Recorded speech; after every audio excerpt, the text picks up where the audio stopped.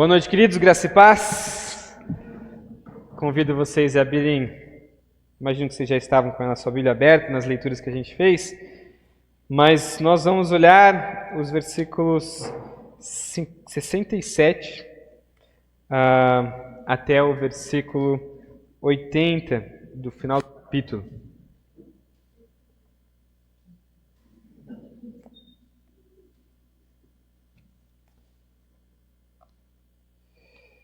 Por que celebrar o Natal?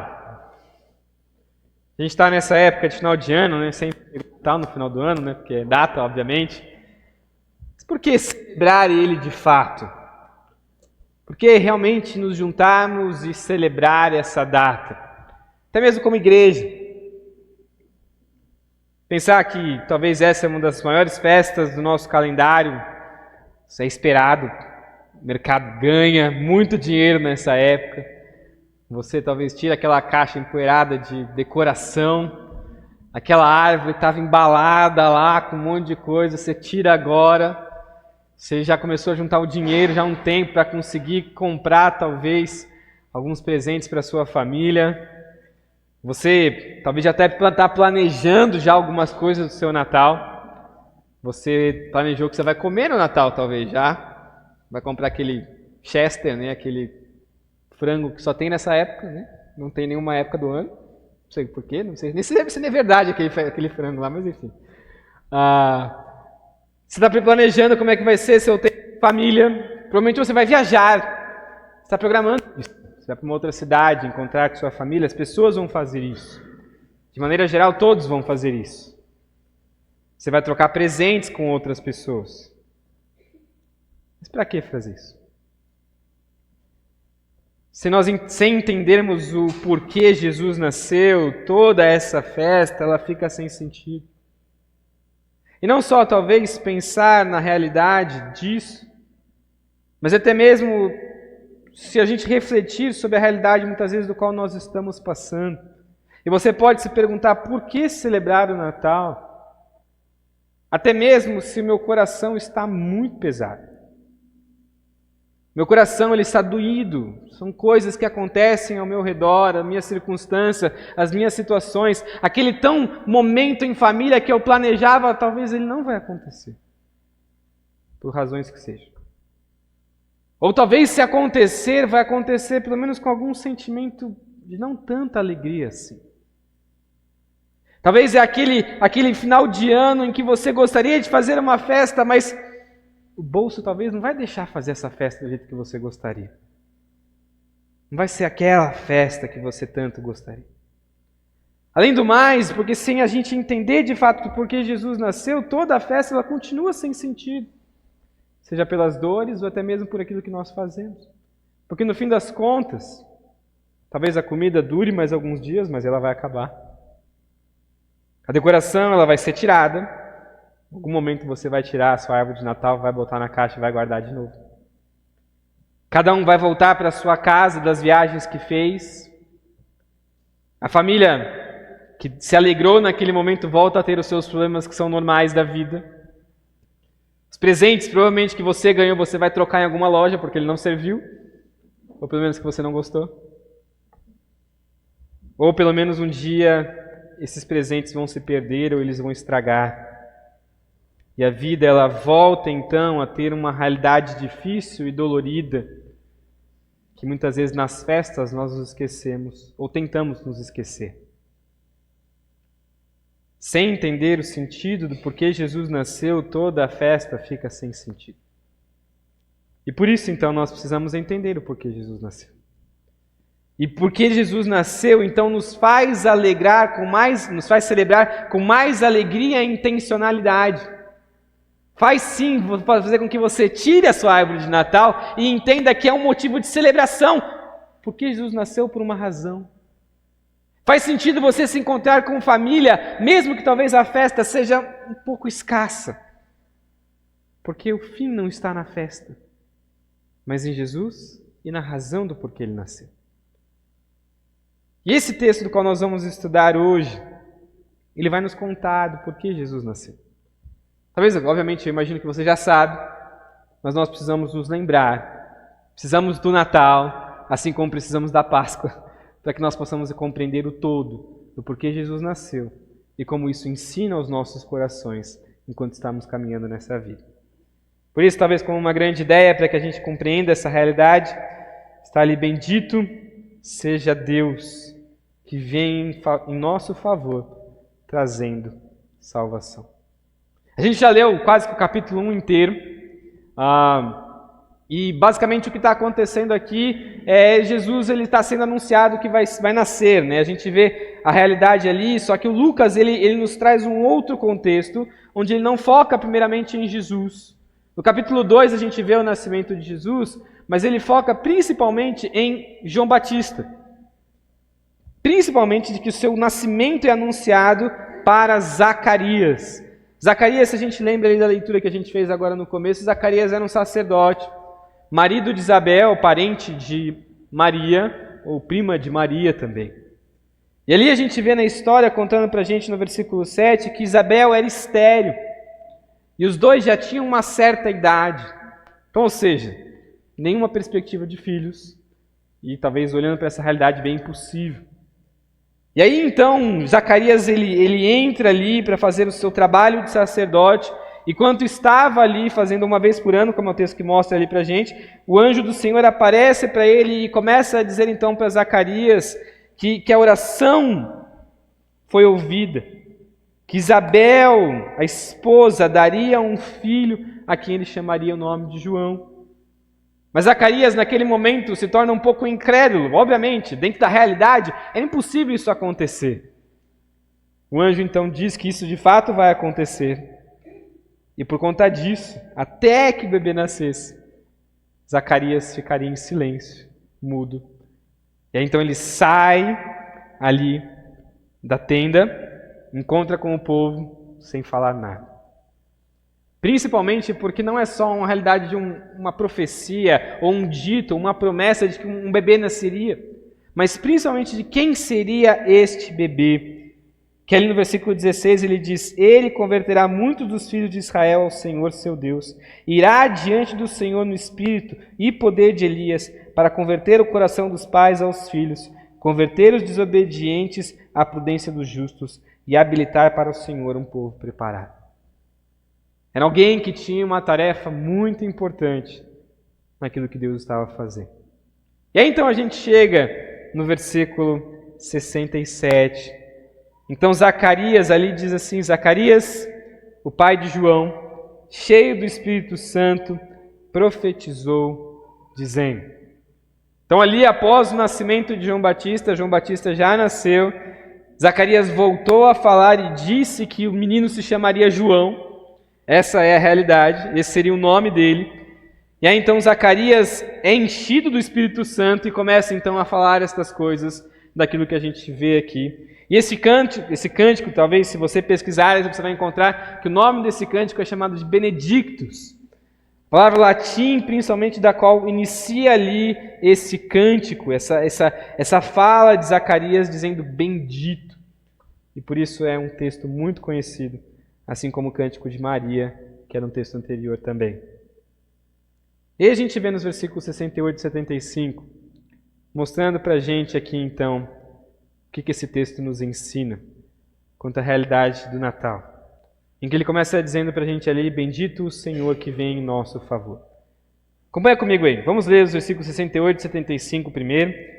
E aí depois a gente volta olhando as verdades que a gente encontra neste texto. Diz assim: bendito seja o Senhor, Deus de Israel, porque visitou e redimiu o seu povo.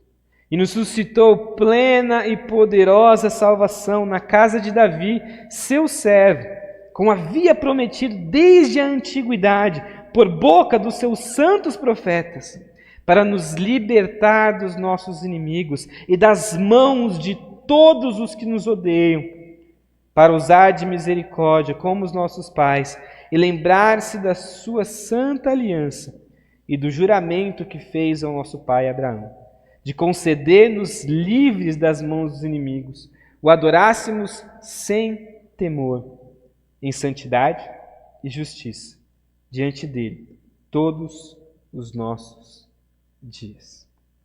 Zacarias então começa o seu cântico, ou como o versículo 17 dizendo para a gente, uma profecia, em que ele começa ali dizendo para a gente: bendito, bendito seja o Senhor.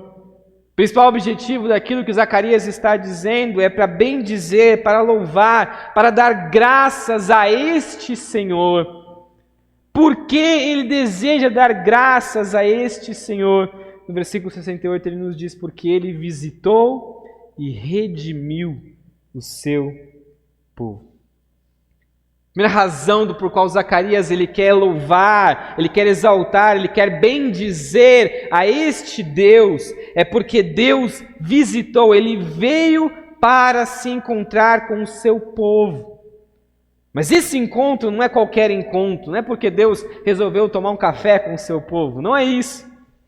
Mas é porque Deus ele veio visitar, ele veio de encontro com o seu povo a fim de redimir o seu povo. Ele visitou e redimiu o seu povo. Redimir é uma ideia de libertar com custo. É a mesma palavra daquilo que a gente entenderia quanto a um aspecto de resgate. Como se fosse necessário pagar um resgate para alguém fosse libertado. O que ele está contando aqui para a gente, e o que está dizendo sobre o que Deus está fazendo, é que Deus está vindo em favor do seu povo para libertar o seu povo.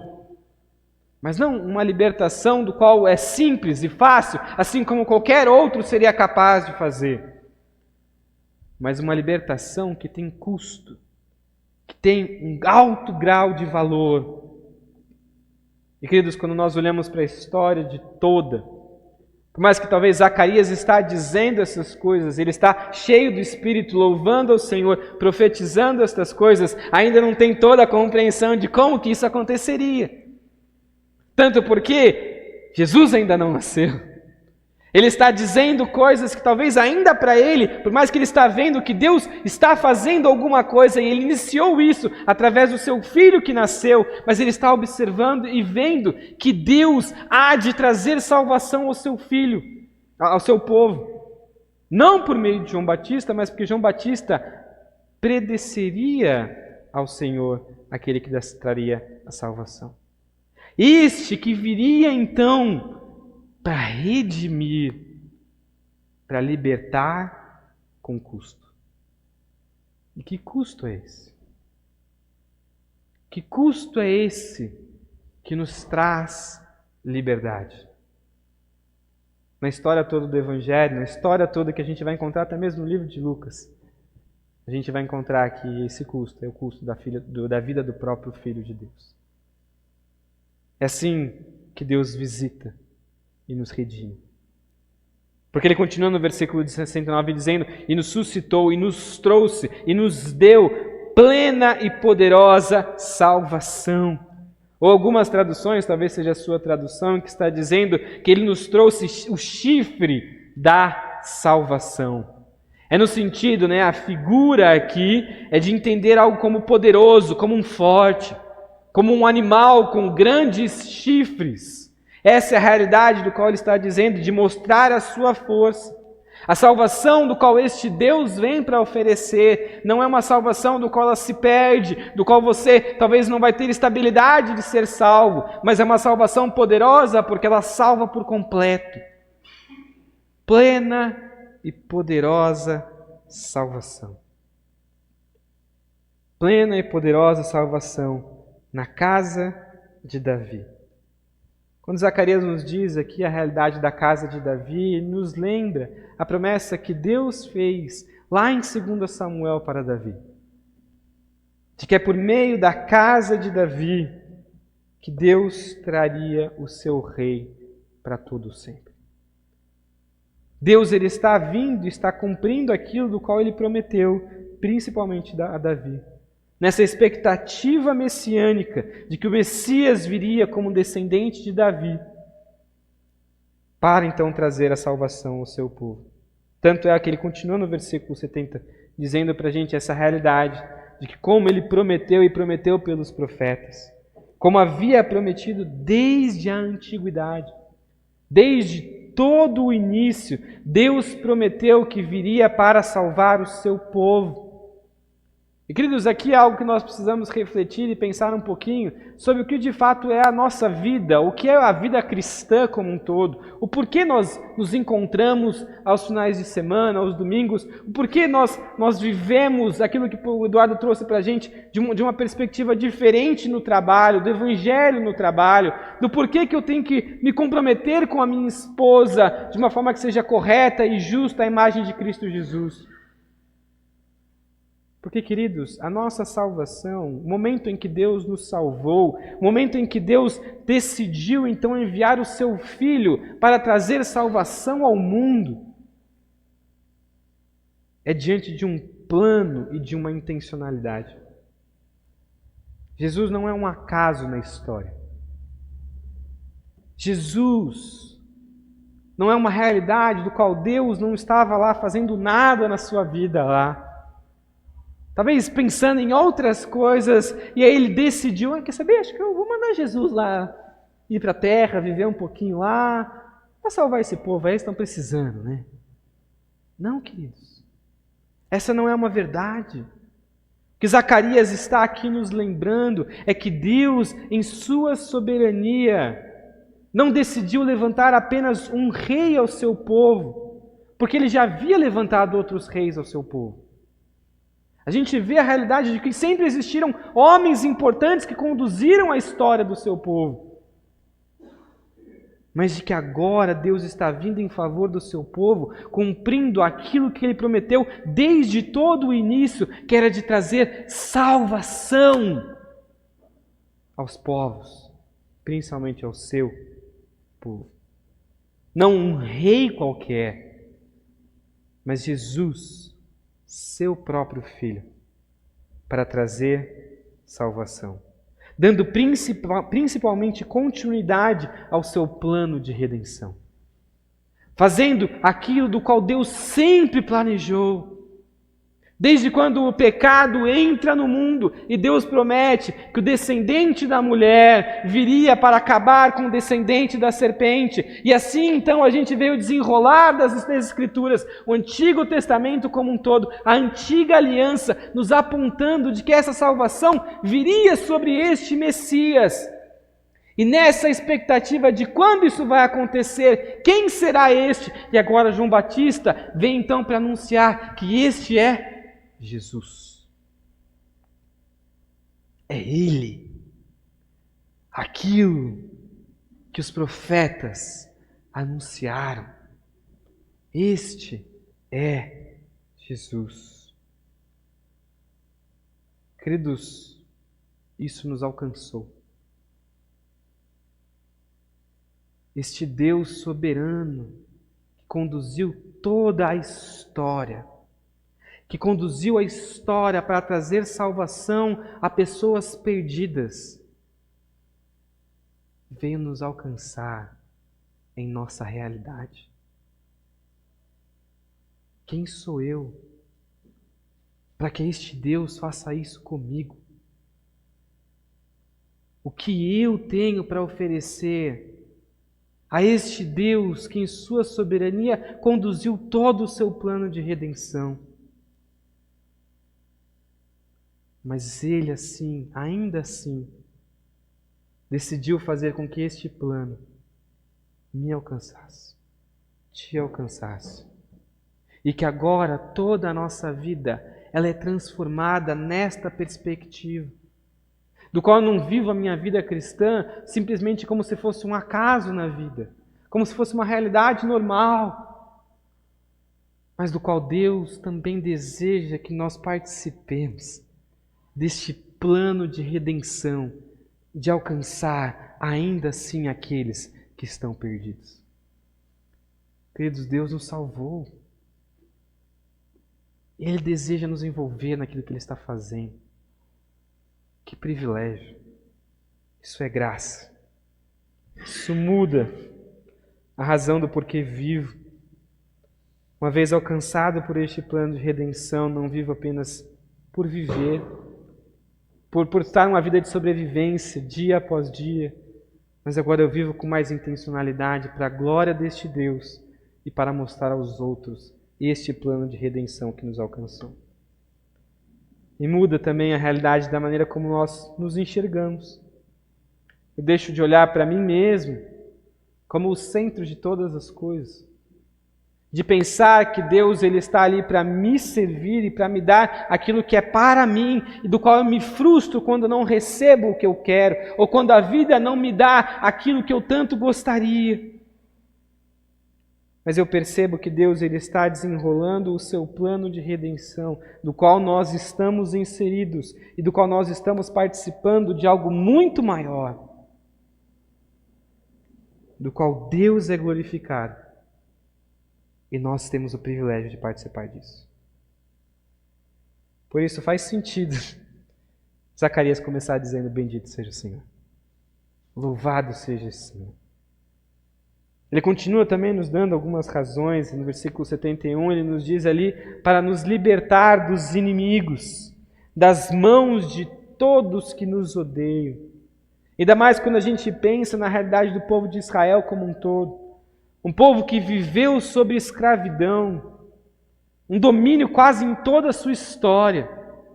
Claro que muitas vezes por própria culpa deles, do qual de fato viveram uma realidade pelos seus pecados e desobediência, e Deus assim então trouxe de fato seu juízo. Mas agora Zacarias está dizendo algo do qual Deus há de trazer libertação plena para sempre. Não mais sob domínio de outros inimigos, mas agora sobre o controle e o comando e a soberania deste Deus que veio em seu favor. E tudo isso como fruto da sua misericórdia. Ele diz ali no versículo 72, para usar da sua misericórdia com os nossos pais. Essa liberdade, do qual também nós experimentamos hoje, não é porque nós merecemos. Não é porque Deus em algum momento olhou e disse: eu preciso salvar fulano. Mas principalmente porque Deus, em sua misericórdia, decidiu fazer todas essas coisas. A base pelo qual Deus agiu e trouxe salvação e enviou o seu Filho para salvar é a sua própria misericórdia. Misericórdia para cumprir aquilo do qual Ele prometeu. Na sua santa aliança, ou do versículo 73, ele nos diz, do juramento que fez ao nosso pai Abraão. Desta aliança do qual fez a Abraão. Que aliança era essa? Uma aliança de fazer uma grande nação e de que o mundo seria abençoado por ela. E a beleza é que isso se cumpre em Cristo. Quando nós olhamos para o livro de Gálatas, nós vemos que Paulo nos ensina essas verdades. Porque agora em Cristo nós somos feitos filhos de Deus. Em Cristo nós podemos dizer que Abraão é o nosso pai nesse aspecto. Porque agora somos filhos de Abraão, pertencentes ao povo de Deus, porque a nossa fé está depositada em Cristo e agora nós somos abençoados por este Deus com a bênção da salvação. Cristo é agora o cumprimento total de que Deus abençoaria todas as nações. Não apenas a um povo étnico, não apenas a uma região, mas para todo o mundo. E graças a Deus porque isso nos alcançou. Nós hoje podemos dizer isso e podemos experimentar disso. Para que no final das contas nós possamos viver livres, adorando em justiça e santidade. É isso que ele diz aí no versículo 74 e 75. De conceder-nos que, livres das mãos dos inimigos, o adorássemos sem temor, sem medo, sem uma realidade de opressão, mas agora debaixo da soberania de Deus, o adorando em justiça e santidade diante dele por todos os nossos dias. Deus nos salvou para que nós o adorássemos. John Piper nos diz que missões existe, pregação do Evangelho existe, porque não existe adoração. Isso é uma verdade. Porque nós não adoramos a Deus da forma como deveríamos adorá-lo. E porque não adoramos a Deus da forma como deveríamos adorá-lo, somos distantes da glória de Deus. Estamos longe dele. Não podemos experimentar da graça dele, de uma vida de relacionamento com ele, porque Deus nos fez para adorá-lo. Mas Deus decide então mandar o seu Filho para nos dar essa plena e poderosa salvação, para nos libertar principalmente do nosso maior inimigo, que é o nosso pecado, para que a nossa vida fosse em adoração a este Deus. Para que nós fôssemos capazes, de fato, de experimentar de uma vida em adoração a este Deus. Para que vivêssemos única e exclusivamente para sua glória. Por isso, bendito seja o nosso Deus. Por isso, queridos, nós precisamos nos lembrar do Natal. Nós precisamos nos lembrar do Natal, lembrando do verdadeiro sentido, da verdadeira razão do porquê Jesus nasceu. Mas eu sinto cada vez mais que um mundo onde vai desprezando o próprio Deus e vai deixando Deus de lado, começa então a não perceber que Jesus nasceu, ou pelo menos começa então a dar outros valores a essa festa do Natal. E por conta disso, se torna cada vez mais vazia, triste, de mais confusão, de uma festa sem alegria. Por isso que nós, que temos o verdadeiro sentido do Natal, deveríamos fazer de tudo para celebrar e fazer com que este sentido seja conhecido às pessoas ao nosso redor. Precisamos nos lembrar do Natal, assim como lembrar da história da redenção. É isso que Zacarias está nos dizendo aqui. Para que o nosso louvor, a nossa vida de adoração tenha sentido diante deste Deus. O texto continua para a gente. Em aspectos práticos, se a gente fosse dizer, todo o momento de bendizer ao Senhor, ele se encerra aqui. Principalmente porque agora Zacarias ele volta-se para essa criança, para o seu filho que nasceu. E como numa profecia, começa então a dizer o que ele vai fazer, qual é a tarefa dele, qual que é a importância deste menino para toda a história daquilo que Deus há de fazer. No sentido de que o menino anunciará esta salvação. Acompanha comigo aí no 76 até o 79, para a gente entender aqui e depois ir voltando. E você, menino, será chamado profeta do Altíssimo, porque precederá o Senhor, preparando-lhes os caminhos, para dar ao seu povo conhecimento da salvação, por meio da remissão dos seus pecados, graças à profunda misericórdia de nosso Deus, pela qual nos visitará o sol nascente das alturas, para iluminar os que jazem nas trevas e na sombra da morte, e dirigir os nossos pés pelo caminho da paz. Ele começa dizendo para a gente, né, ele se voltando, eu tento imaginar aqui a cena, né? Quando Zacarias começa a dizer isso, João tinha ali cerca de 8 dias de vida. Ele volta, talvez com o menino nas mãos, um recém-nascido, e dizendo: meu filho, você é abençoado por Deus, porque Deus te escolheu para fazer algo muito grande. Você será profeta do Altíssimo. Você será um profeta porque você precederá o Senhor, preparando-lhes os caminhos. Zacarias reconhece o ministério do seu filho e reconhecendo que ele não será qualquer um. Ainda mais porque ele se refere de que João Batista será um profeta. E qual a relevância dessa informação? Se faz relevante porque até aqui Deus ele não falou com o seu povo. Você termina o livro de Malaquias em que Deus há de prometer algumas coisas que a gente leu ali em Lucas 1, de que Deus converteria no futuro o coração dos pais aos filhos e dos filhos aos pais. E Zacarias termina o seu livro e 400 anos se passam e Deus não fala com o seu povo. período do qual nós conhecemos como intertestamentário, um período entre os testamentos, as alianças, e conhecido também como um silêncio profético. Mas agora Deus volta a falar com o seu povo. E Ele volta a falar com o seu povo, pois João Batista é este profeta esperado que termina o livro de Malaquias dizendo para a gente.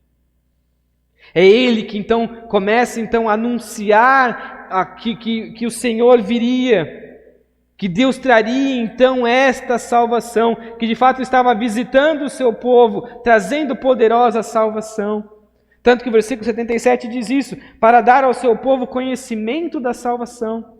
O ministério de João Batista teria este objetivo, e não o objetivo simplesmente de anunciar esta salvação para que eles tivessem um certo conhecimento teológico, ou apenas um conhecimento cognitivo de que Deus é um Deus que salva, mas um conhecimento profundamente experiencial. No sentido de que saber que Deus viria para salvar o seu povo, e Ele está então trazendo essa salvação, e essa salvação é sobre Jesus, do qual João Batista está anunciando. É uma salvação que traria uma mudança fundamental do coração e do comportamento. Mas é interessante pensar que João Batista, ele tem o objetivo de fazer conhecer a salvação. Mas não seria ele que seria capaz de salvar. João não podia salvar os homens, ninguém poderia. Mas ele chamaria os homens ao arrependimento e lhes contaria acerca daquele que de fato pode salvar. Este é Jesus. E é interessante que ele termina ali no versículo 77, dizendo para a gente, para dar conhecimento da salvação, mas esta salvação viria por meio da remissão dos seus pecados. Tal salvação viria pelo perdão dos pecados. E aqui é algo interessante, porque isso é de certa forma espantoso quanto à natureza da libertação, da salvação e da redenção que um judeu esperaria. Digamos que até essa parte, digamos que ali até talvez o meio do versículo 77, um judeu daquela época estaria animado com o que com o que Zacarias está dizendo. Está empolgado, está feliz, está dizendo, Deus vai de fato libertar a gente das mãos dos inimigos. Bendito seja esse Deus! Ainda mais porque é um povo que sofreu e agora está debaixo do domínio romano. Deus vai castigar este povo que de fato tanto nos machucou. Mas quando ele vê e diz que Deus vai trazer salvação, perdoando pecados. Espera aí, não é esse tipo de salvação que eu estou esperando. Eu tenho uma expectativa, talvez, de que o Messias, de que de fato esse Salvador, ele seria muito mais como um guerreiro, um líder político, um general de guerra, que talvez virá ali para acabar com a minha opressão social, para mudar o meu contexto do qual eu estou vivendo. Mas não é necessariamente para isso que Jesus veio. Porque o que Jesus deseja inicialmente fazer é mudar o nosso coração pecador. Aquilo que Jesus veio principalmente para fazer é de oferecer perdão à nossa culpa diante dele. Ele veio para pagar o preço do nosso pecado e nos perdoar da nossa culpa. Claro que no futuro, aí sim, Deus há de nos libertar por meio de Jesus, vindo então, acabando com toda a maldade deste mundo, para que assim nós fôssemos capazes de viver plenamente em seu reino. Mas isso só é possível porque Jesus veio uma primeira vez para perdoar os nossos pecados. Porque sem que nós fôssemos perdoados, nós não poderíamos experimentar do reino de Deus para sempre. Porque nós somos pecadores e precisamos do perdão de Deus. Por isso que então Jesus ele vem com esse principal objetivo de trazer remissão dos nossos pecados. Novamente, ele termina ali no versículo, ele traz no versículo 17 dizendo que isso é graças à sua profunda misericórdia. Esta salvação viria baseada na sua profunda misericórdia, do qual este Deus visitará, virá o sol nascente das alturas, para trazer iluminação, para iluminar para aqueles que estão em trevas e na sombra da morte. Jesus vem para iluminar diante das nossas trevas. Muito parecido com aquilo que a gente viu em Isaías 9 na semana passada. Essas verdades aqui sendo repetidas para nós. Mas essa metáfora, quando se referindo à vinda do Messias, assim como a noite ela se encerra, porque o sol ele nasce. Ele vem com todo o seu poder e trazendo toda a luz para as trevas que estavam ali durante a noite. O sol nascente brilha. Mas ao mesmo tempo o texto nos mostra que não é só uma realidade de uma escuridãozinha, algumas luzes apagadas, mas é uma realidade de trevas e sombras da morte. A sombra da morte que traz angústia e sofrimento ao homem pecador. Não só quanto à própria realidade da morte, do qual Jesus veio para nos salvar, quanto também para a realidade da vida do qual nós sofremos, do qual a nossa alma sofre por vivermos longe de Deus, sem o perdão de Jesus. Mas essa iluminação ela tem um objetivo, de trazer luz para aqueles que estão em trevas e dirigir os nossos pés pelo caminho da paz, nos levando a um caminho de paz. Não uma paz em uma situação talvez atual. Sim, Deus ele é capaz de mudar as nossas circunstâncias presentes e nos trazer paz, e principalmente paz diante de problemas do qual nós estamos vivendo. Sim, Deus é capaz de fazer isso. Mas na grande maioria das vezes nós percebemos que seguir a Cristo nem sempre traz paz. Muito pelo contrário. Nós olhamos só a história e percebemos tantos e tantos que morreram, os próprios apóstolos, que morreram por seguir a Jesus. Assim como o nosso próprio Salvador morreu em favor de nós. Mas principalmente uma paz que acalma o coração atribulado dos homens. Esta paz que muda o coração daqueles que já não têm esperança. A paz que tira todo o medo, tanto desta terra quanto da nossa realidade eterna. A paz que nos fortalece para viver neste mundo. Porque primeiramente temos paz com Deus. E por esta paz podemos viver em paz uns com os outros. O versículo termina no versículo 80 dizendo: então o menino crescia e se fortalecia em espírito e viveu nos desertos até o dia em que havia de manifestar-se a Israel. Queridos, nós precisamos do verdadeiro sentido do Natal. E é isso que Zacarias nos lembra. Nos lembra de que Deus ele visitou o seu povo. Ele não veio dar uma passada, mas ele mandou seu próprio filho. Ele veio em nosso favor. Ele veio até nós.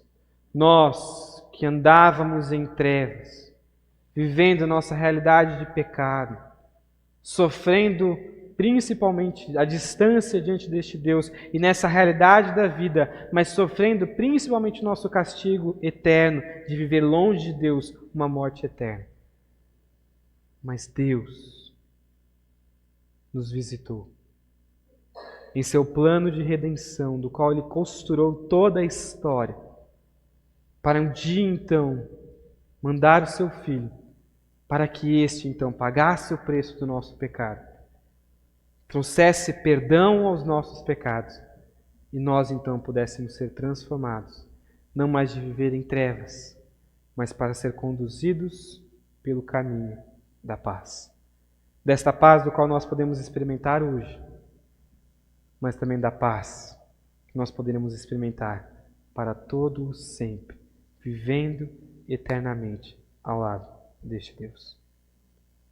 Nós precisamos da história do Natal assim como precisamos da história da redenção, para que o Natal faça sentido e assim nós possamos celebrar e exaltar claramente ao menino que nasceu em nosso favor. Bendito seja Deus que vem em nosso favor, trazendo salvação. A gente vai cantar em resposta a isso, principalmente louvando a Deus porque um dia Deus veio em favor de nós, mas um dia também Jesus virá. Nessa segunda vinda, então, será para viver eternamente ao lado dele, em paz, em glória, em exaltação do seu nome.